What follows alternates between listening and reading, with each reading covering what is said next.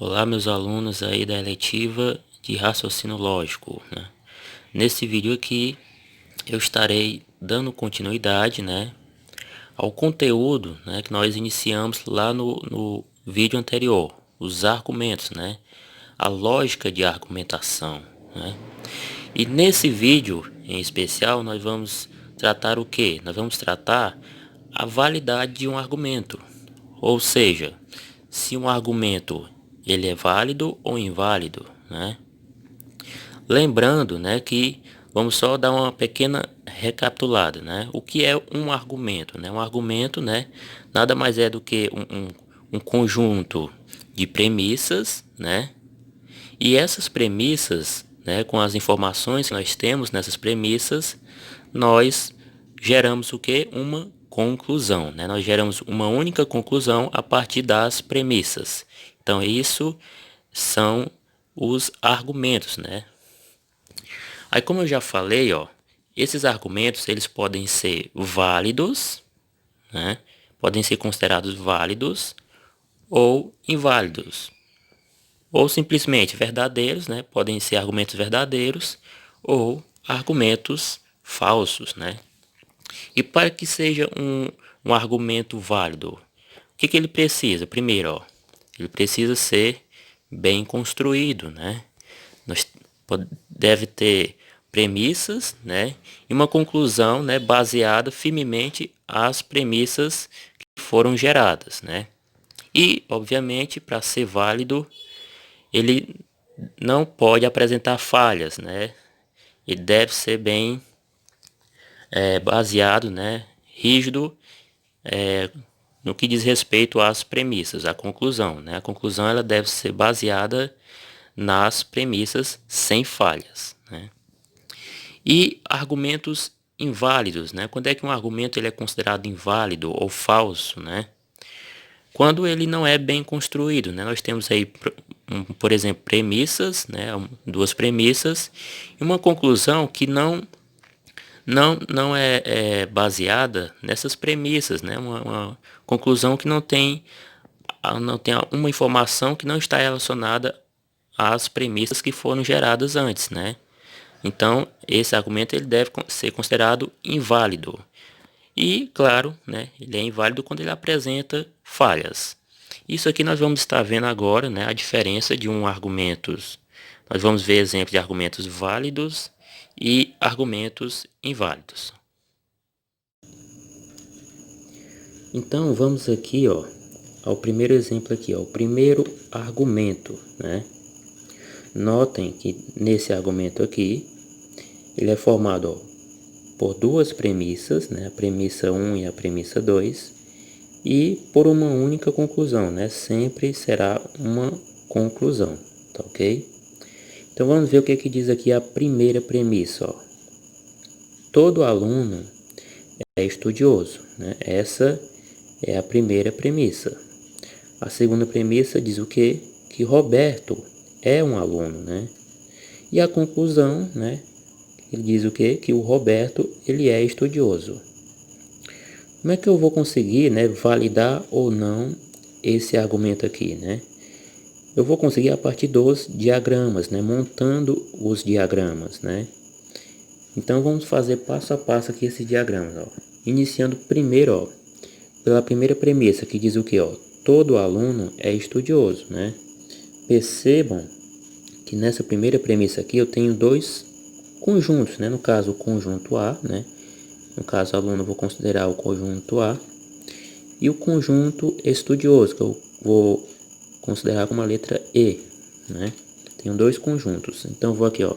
Primeiro, anote que todo aluno, ou seja, o aluno, ele vai estar incluído, né, dentro do conjunto estudioso, né? Então vou aqui, vou fazer, ó. Desenhar aqui primeiro o diagrama E, né?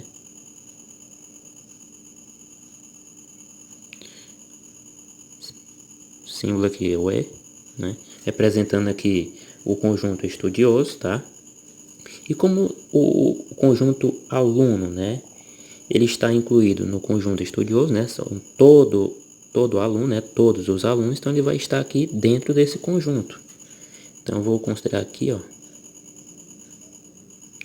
conjunto A. Ou seja, ó, todo aluno, né, é o que? É o estudioso, né? Ou seja, todos os alunos estão incluídos nesse conjunto E, né, que é o conjunto estudioso, tá? Essa é a representação do diagrama da primeira premissa, tá ok? Agora na segunda premissa diz o que, ó? Roberto é um aluno. Onde é que eu vou incluir o Roberto, então? Eu vou incluir ele aqui, ó, dentro, ó. Se ele não é um aluno, né, então ele vai estar onde? Ele vai estar aqui, ó. Vou desenhar ele aqui, tá? Pronto, aqui está o Roberto. Aí qual foi a conclusão, né? Que Roberto é estudioso. Perceba que quando eu desenhei, né, o Roberto dentro do conjunto aluno, o próprio conjunto aluno, ele está incluído aonde? Está incluído no conjunto E, né, que é o conjunto estudioso. Então essa conclusão aqui, de fato, ela é válida, ela é verdadeira. Então vou colocar aqui, ó. Esse argumento aqui, ele é válido, tá? É dessa maneira aqui que nós conseguimos, né, determinar se um argumento ele é válido ou não, tá? Vamos aqui agora ao segundo exemplo, né, o segundo argumento, né? Notem que novamente eu tenho aqui duas premissas, né, e uma única conclusão, né? Sempre uma conclusão, tá? Então vamos aqui ver o que diz a primeira premissa, né? Ela diz o seguinte, ó: todo cristão vai à igreja, né? Essa é a primeira premissa. A segunda premissa diz o quê? Que André é cristão, né? Após essas duas premissas, nós temos aqui uma conclusão, que diz o quê? Que André não vai à igreja. Aí como é que nós vamos, como é que nós sabemos, né? Vamos definir se isso aqui é um argumento válido ou um argumento inválido, né? Novamente, por meio dos diagramas. Nós vamos montar os diagramas para validar ou invalidar esse argumento, né? Essa conclusão. Então vamos aqui, ó. A primeira premissa diz o que, ó? Todo cristão vai à igreja. Novamente, ó, eu tenho posso considerar dois conjuntos, né? O conjunto cristão, né, e o conjunto igreja. Eu vou representar o conjunto igreja pela letra I, né, e o conjunto cristão pela letra C. Notem que aqui, ó, todo cristão, o conjunto cristão, ele vai estar incluído onde? Dentro do conjunto igreja, né? Então vamos aqui montar, ó. Montar aqui o primeiro conjunto, né, o conjunto maior, que no caso vai ser qual? Vai ser o conjunto igreja, tá? Vou representar aqui pela letra I. E dentro desse conjunto igreja, né, o que nós vamos ter aqui? Nós vamos ter um outro conjunto, que no caso é o conjunto cristão, né? Vou representar aqui pela letra C. Então venho aqui e coloco. Letra C. Perceba que aqui, ó, nós temos, ó, um conjunto C, né, ou seja, cristão, né? Nós podemos dizer como que todo cristão, né, que é representado aqui por esse círculo, é o que? Ele vai à igreja, né? Todos os cristãos vão à igreja, tá bom? Continuando aqui, ó, agora a segunda premissa diz o que? André é cristão, né? Se nessa segunda premissa, né, André é cristão, né, onde é que eu vou incluir o André, né? Ele vai ser incluído justamente aqui, ó, no conjunto cristão, né? Se André é cristão, então ele vai ser incluído aqui no conjunto cristão, tá? Vou desenhar ele aqui. Pronto, ele está aqui, incluído nesse conjunto, né, denominado cristão, tá ok? Aí qual é a conclusão aqui mesmo? Ó? Logo, André não vai à igreja. Perceba que aqui nós temos um porém, ó. André ele está incluído, né, no conjunto C, ou seja, o conjunto cristão. Quem está incluído aqui significa o quê?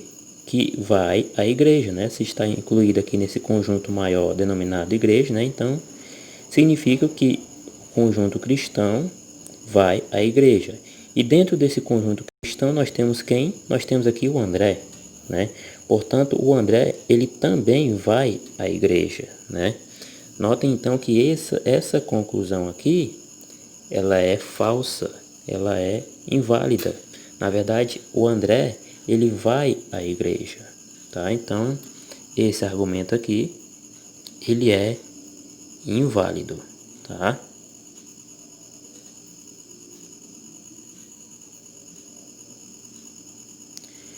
Então, é dessa forma aqui que nós podemos definir, né, se um argumento, se uma conclusão, ela é válida ou inválida, né, a partir da criação dos diagramas, tá ok?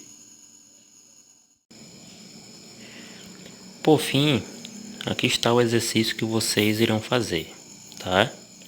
Ó, defina se o argumento a seguir, né, é válido ou inválido. O que é que vocês vão fazer aqui? Vocês irão construir os diagramas, né, a partir das premissas, né, que estão aqui presentes, tá ok? Nós temos aqui duas premissas e uma conclusão, tá ok? Esse é o exercício que vocês irão responder, fazer e enviar lá no Google Sala de Aula.